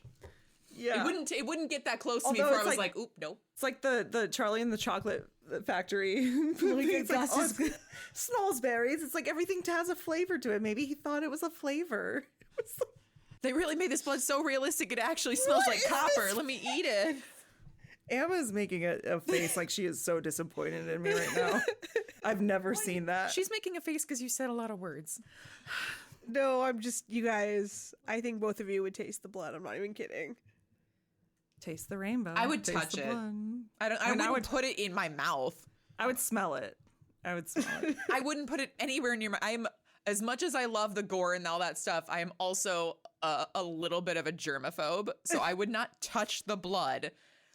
No. I wouldn't put it in any orifice or near an open wound, but I would touch the blood. Although I would now, touch the blood. Thinking about Willy Wonka factory, I feel like they could bust out if you want a paradise, because those flowers look like you could eat them. Yes. It looks like a Willy Wonka They're universe. very pretty. All right, yeah, you would eat the blood. You would eat the blood. Yep. All right, I'm gonna agree with that. And I loved when they came out and they're trying to run away from the camp, and we get back that circling. And they say the same with the car pulling up scene. She says the line the exact same every time. Yep. You're back! Yay! You're back! Yay, you're back. Like every single time. And it was so well done. A time loop. Oh, I love that. love a good time loop in the horror movie, but like being stuck in the movie and they literally can't Yeah. leave. So good. And then they try to tell them, you can't leave, you can't leave. And they can't. I can't. No, it's such a claustrophobic feeling. I love when they're having their little like music circle. Oh my god! Oh. And they say that's like a. I'm assuming that's a callback to Friday the 13th, the original in the Yes. beginning when they're singing "Kumbaya," and then they're all I just literally was about to say kumbaya. they're all into it, and then you circle with the modern folks. They're just And like, they're just like, Which would also be my reaction if someone started singing kumbaya around me in a circle. I'd be like, oh, their faces look like mine when you start talking about beautiful corpses. there's nothing wrong. I'm just sitting here like, oh god, it's happening again. It's gonna happen a lot. You're lucky it doesn't happen in this movie. No beautiful corpses No in this beautiful movie. corpses No here. beautiful corpses. Rude. That's your next song title, right? Your debut album. Your Beautiful corpses. Beautiful corpses. The beautiful corpses. Beautiful corpses. I'd buy you guys' album. Fair, True good. story. But then when they're talking about, they go from that to being like, I know about Billy. Billy was a young Oh my boy. gosh. Yeah, you always have to have your legend of the killer. Oh the- my the god, story Tina's of line with the killer. I love legends, Bigfoot, Loch Ness, Bon Jovi. Bon Like, Jovi. and she's just so matter of fact. Oh my That gosh. scene is so cool. My brain just Yeah. exploded a little bit.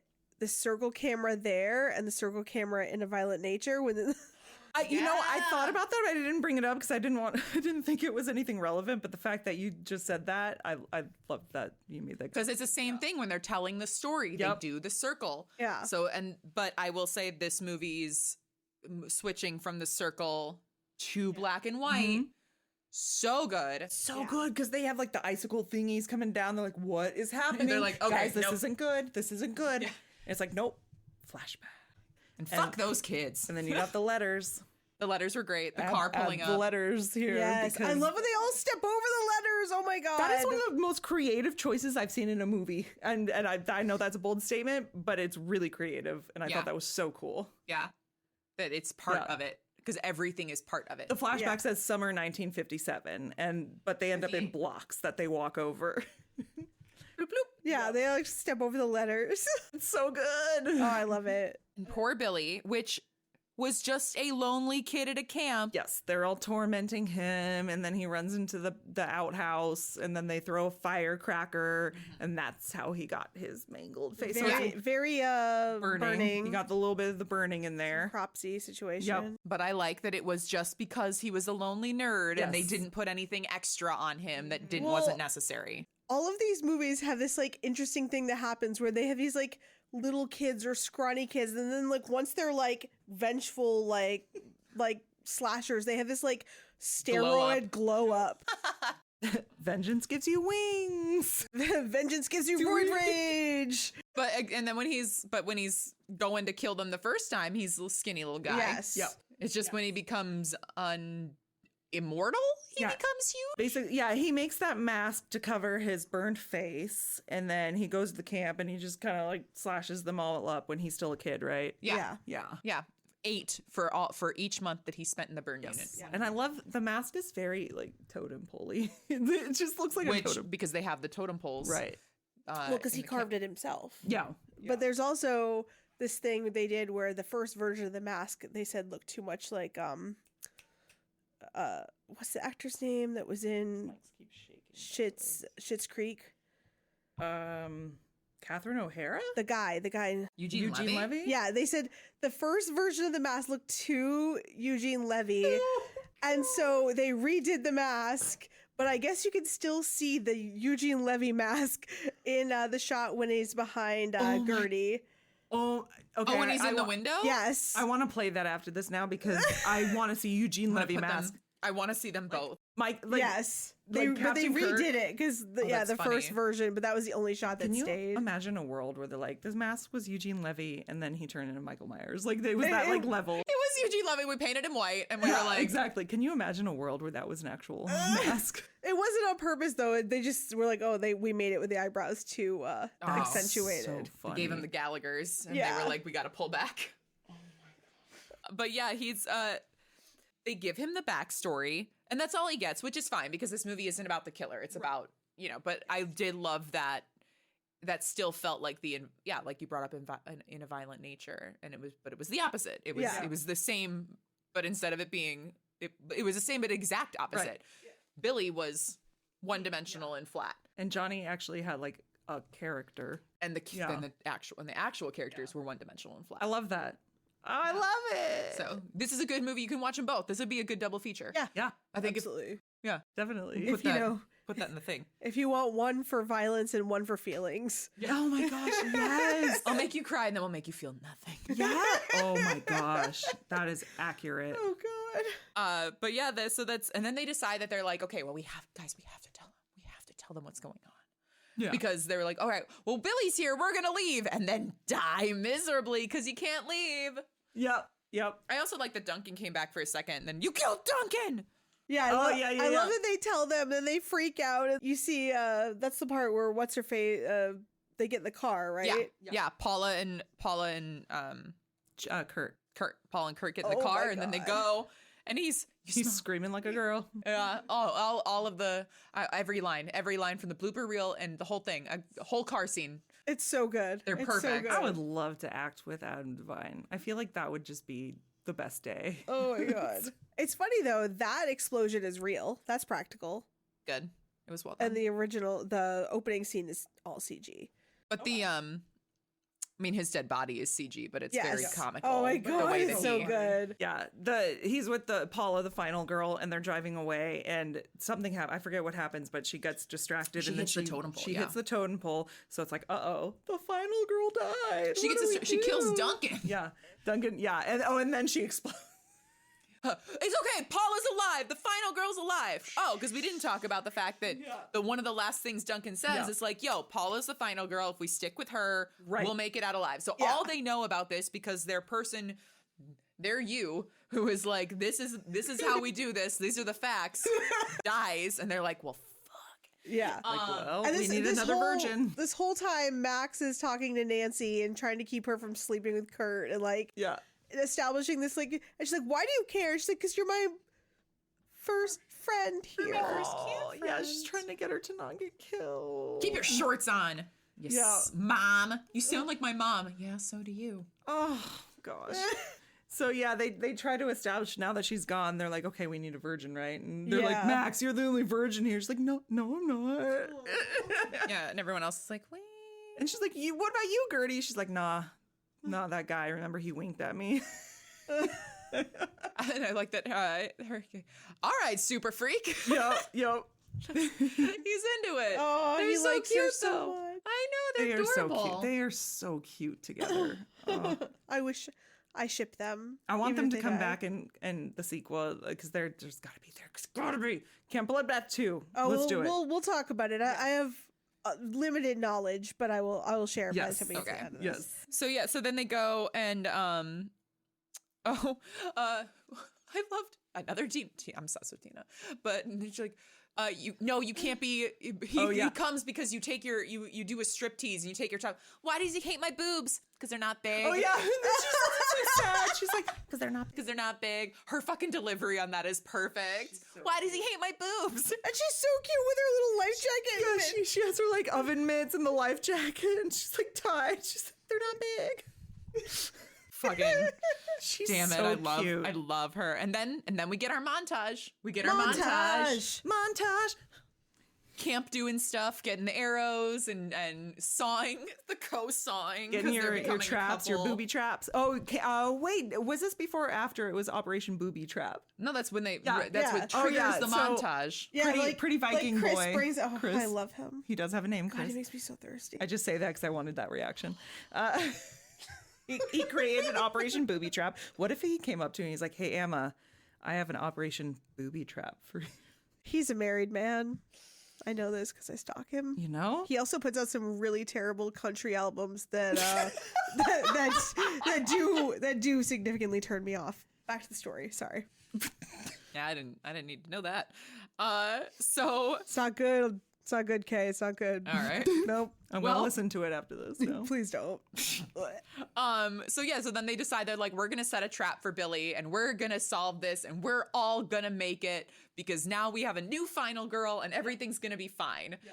And it's not. Spoiler. It falls apart so fast, but like I love the so scene funny. of her and her mom like doing the thing with the arrows or Yeah, whatever. they have She a gives her nice the- moment. the bracelet. The friendship bracelet, and she talks to her. She's like, I had a dream and I have kids, and she's like, you can just leave with me and it's fine, which like I love. They do that in every like in a time travel movie and like all of it's like, it's fine, I'm gonna take you with you. It's never fine. Yeah. It never works out. You know that's set up for heartbreak. It is. So yeah.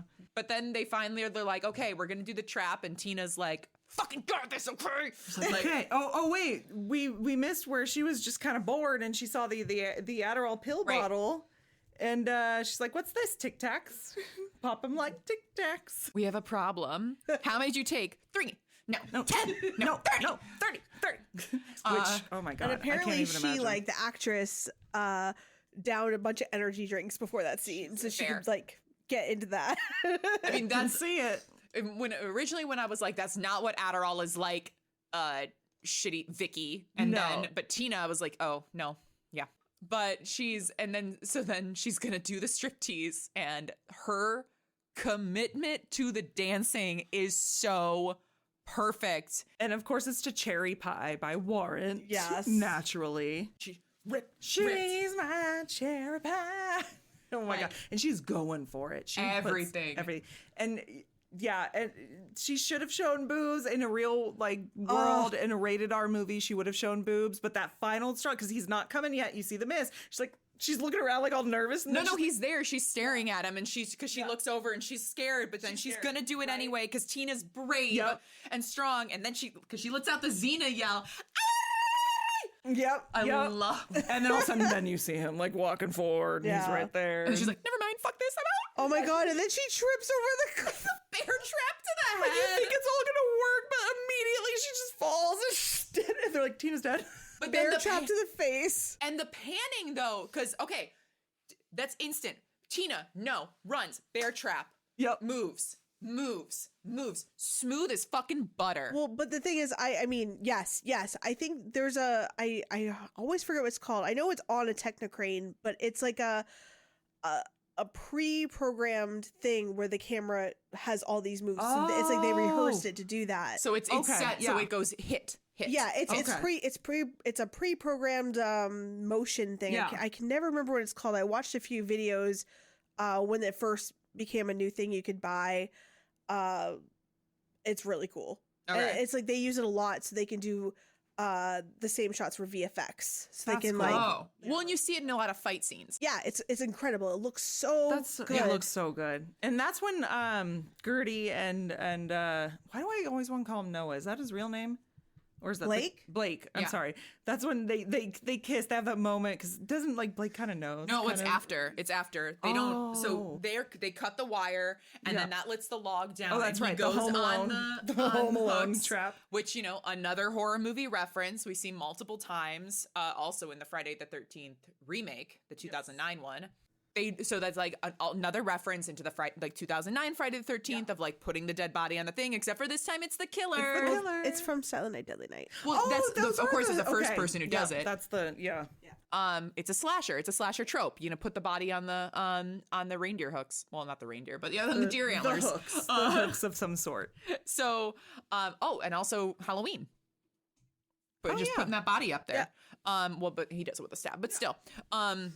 But I did notice that when it happens, he drops the machete and then they kiss and he starts to walk down and the machete's magically back in his hand. Yep. But like in one thing in the movie where I was like, they forgot.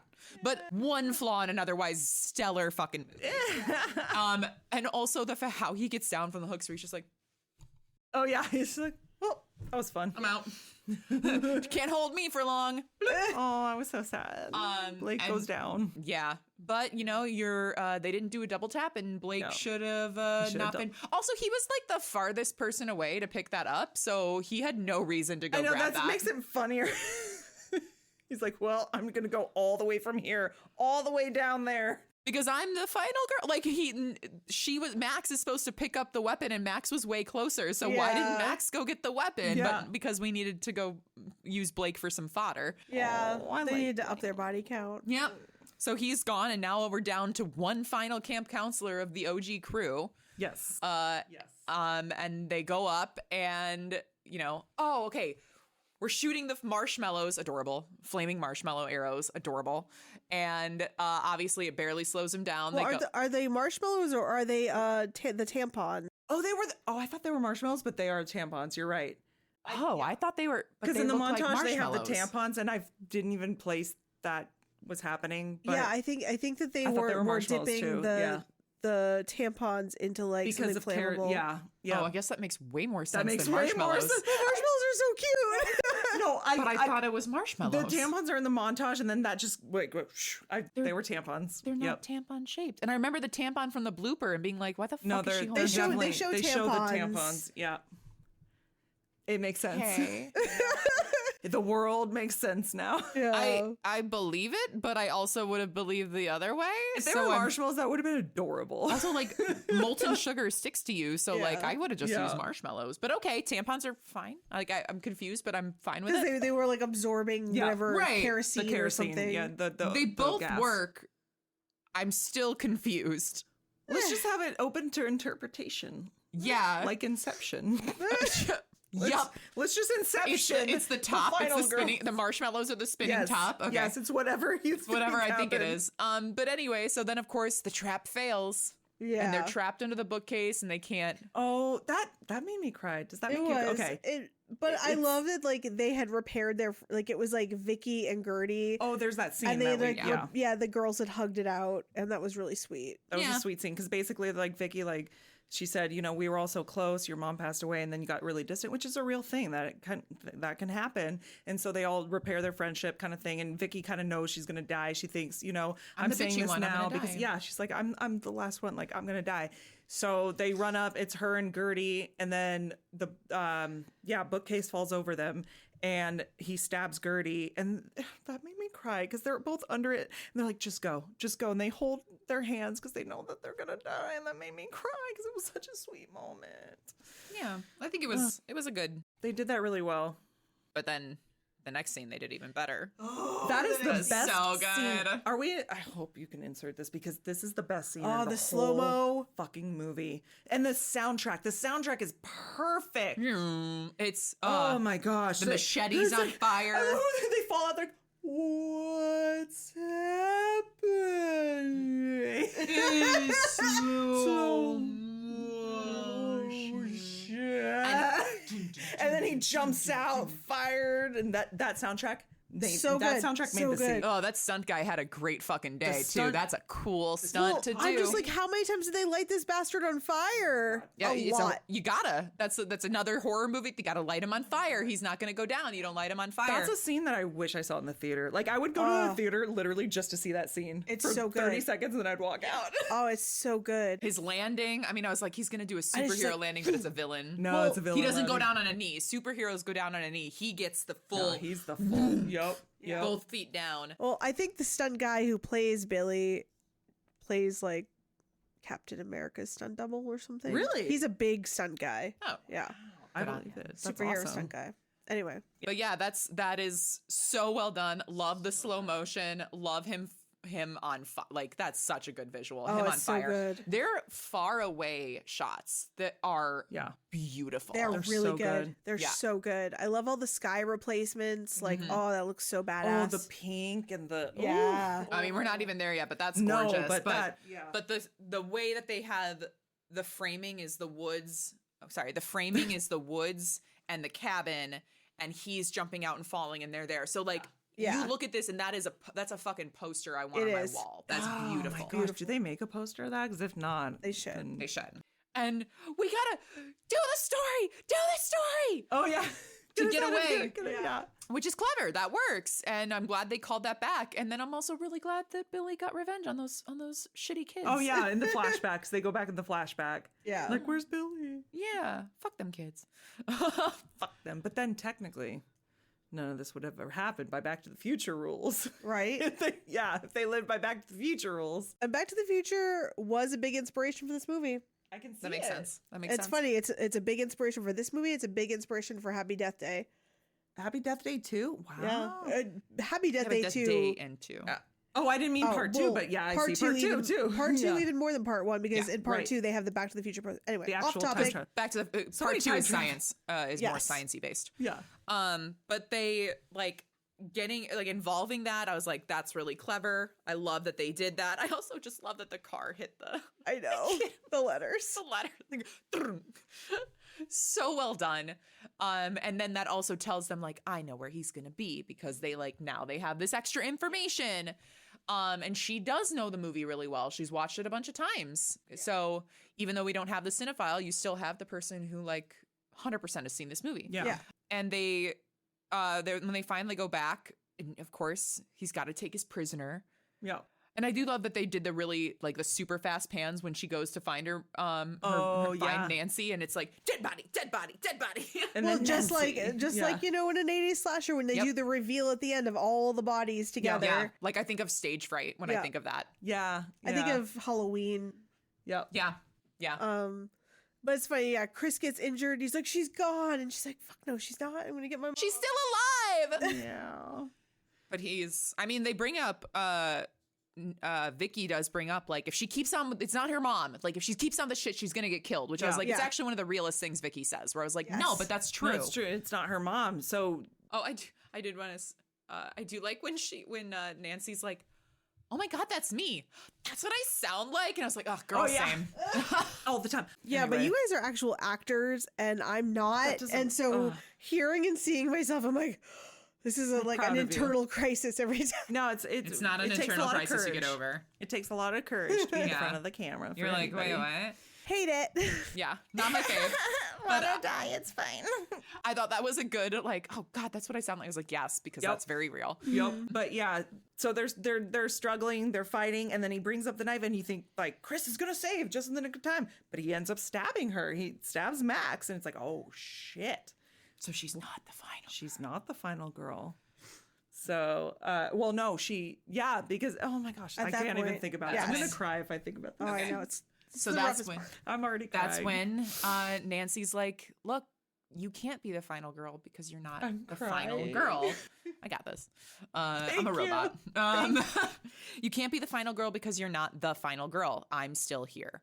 And it's true because the final girl can't become the final girl until all her friends are dead. Yeah. Why am I crying? Because you know what's happening. So they have this really good moment where she's like, no, you're gonna escape and everything's gonna be fine and we're gonna be able to be together. And she's like, you wanted to be a real person. She's like, you did that for me. I'm real. I've never felt more real than in this moment. And they have this, she gets the closure that she wanted. She never really got to tell her mom she loved her, which it's not like so many in movies, they do that whole like right before a parent or a loved one dies, they have a fight and then they die. Yeah. And this one, at least, like they didn't have a fight. They had like the woman, no, those are expensive. It's okay. But they were having a really beautiful moment before she passed. And I think anyone that's lost anyone can think of like, how you wanted the last moment to go. And if I had to pick, that would actually be a really good last moment for me, what she actually felt and what she actually had right before the car wreck of having a really fun moment. But at least she did get the closure. She was like, she finally tells her, she doesn't outright say it, but she's like, you had this life, you're here, and you had a life, you had a daughter, all the things you said you wanted, it's real, it happened.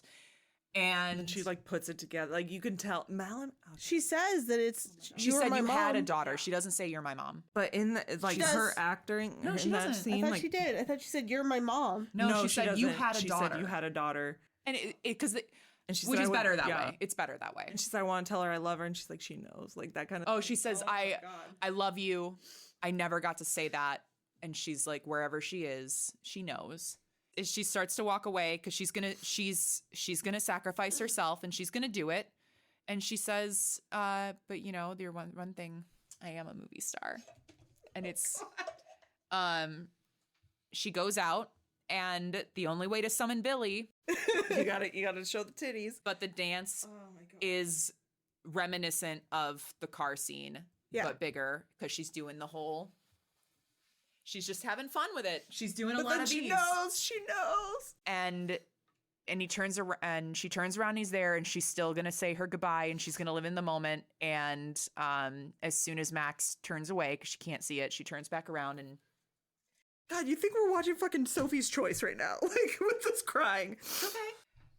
We have this stunning cinematography of a purple sky that, again, the framing is fabulous, and the lightning is striking. The clouds are purple and blue, and you know it's at in post because it doesn't track with like the lighting, Right. but at the same time, like, it's a choice. It makes sense. It needs to be there.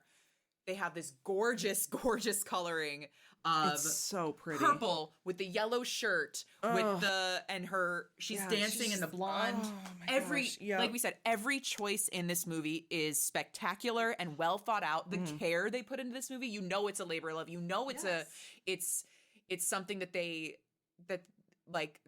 saying I did this for my parent is Right. so apparent. Right. But because of how much they did it.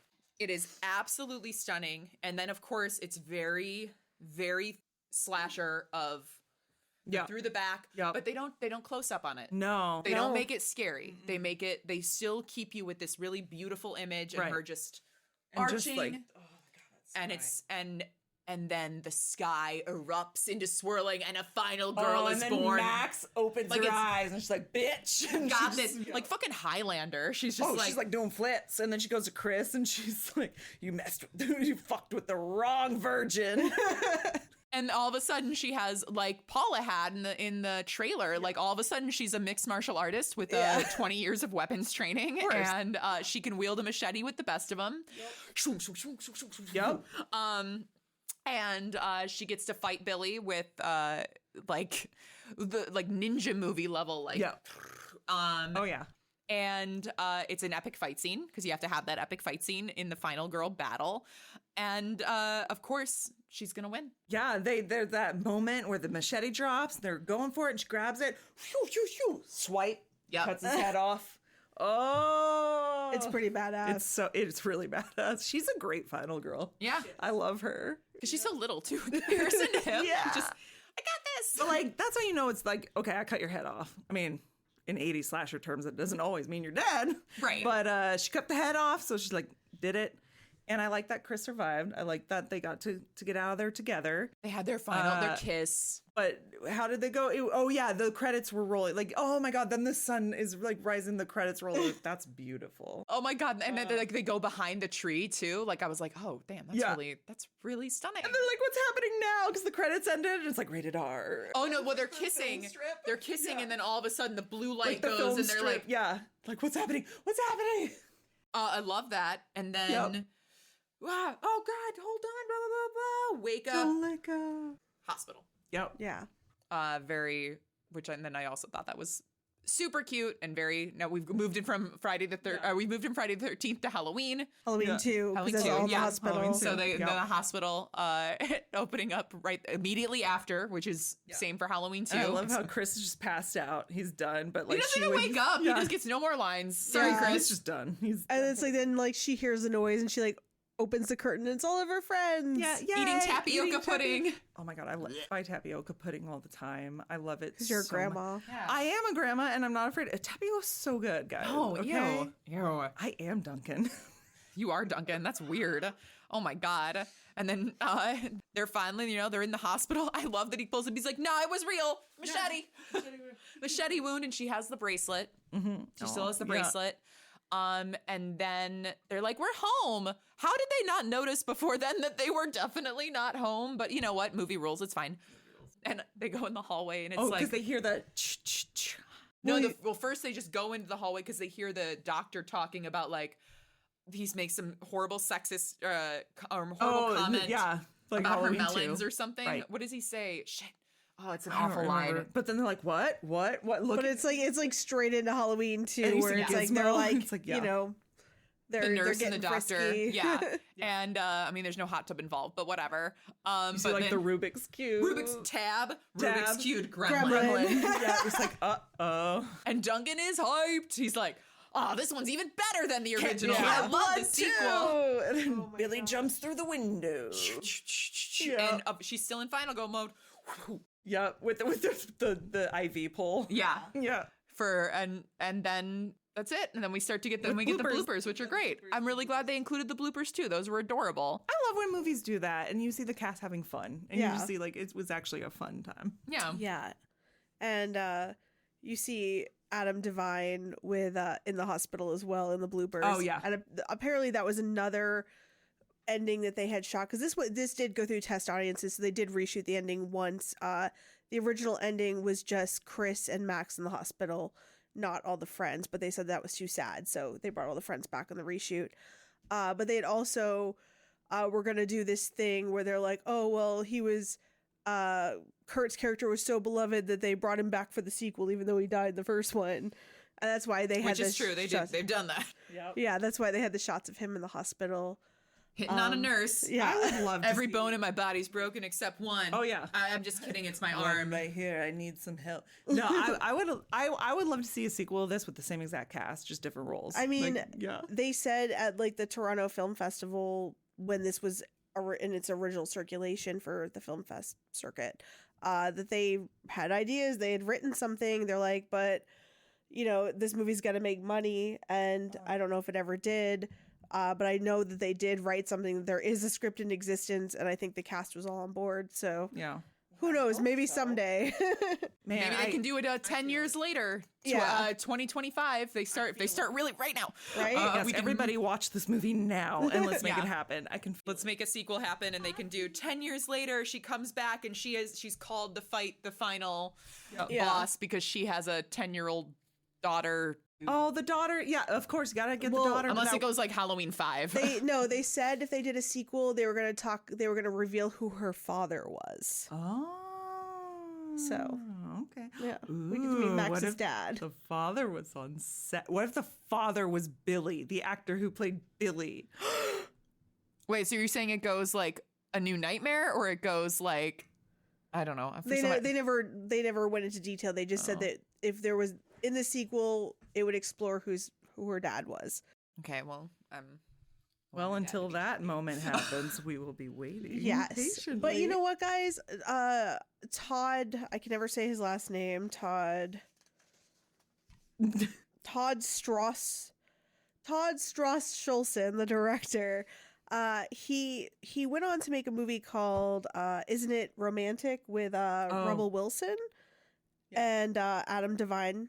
That's right. Starring in it, and it was very similar in concept. It was like she goes into a rom-com. Yeah. But they announced Oh. 2 weeks ago that they're doing a sequel to that, and it's a horror movie. God, I hope that they... So I don't know if he's attached. That's why I never put it in our news notes, because I was like, well, it's not news unless he's attached. Right. And it wasn't there. But if he is, I'm going to assume maybe we'll get something in the vein of this at least. Or That would be, Okay. What if it was a crossover? Because that would be so cool. so amazing. And Rebel Wilson's in it. Adam Devine is in it, but he's like it's actually that he's Kurt, but he survived years later. Yeah. Oh my God. In Isn't It Romantic, he was the nice guy. So Oh. yeah, he was the love interest. Hey, but actors can play multiple parts. Yes. So I that want to see that. dang, that would actually be freaking adorable if he was like, I finally got to make it, and it's only because I made this other movie, and I just Aw. incorporated both of them because Kurt does live, so that kind of like yeah. Kurt lives. she could Well- be the next final girl. It's Well, fine. I think that's coming in 2025, so I guess we'll find out, Oh my right? god, if excited it to is keep 10 years tabs on- later and that's what's happening, I would die. I'm excited to keep tabs on those. that Die. news. We called it here if that's what happened. If it's not happened, Right? we'll just be sad about it. Well, I mean, I guess that's the movie, guys. Yeah. highly recommend it. Oh, Yeah, definitely. I mean, I know that until this movie comes back for streaming, which, put it on your just watch list so you can see it, or buy a physical copy so that they don't delete your stuff. Like, I wanted to watch all the bonus scenes and because I rented it, and they don't include that anymore, which is bull. But I hope that they do a sequel because, the sequel's so much cooler than the original. yes, it is. Yes, it is. Well, on that note, if you guys enjoyed this episode, make sure to like, subscribe, check out our Patreon. And yeah. Yeah, on our Patreon, you can find uncut episodes and bonus content. So keep your eye out on that. If you're listening to this, you can find us on all platforms, Apple, Spotify, wherever you get your podcasts from. Follow us on our socials. We have Instagram and TikTok under Pillow Fright Pod. Yeah, we do some cool shit. And if you do that, nope. So just end it. It's fine. I'm ending it. And until next time, sweet screams, everybody. And whatever you do, don't fall asleep first. Because you get a dick on your face! All right, that's a wrap on that.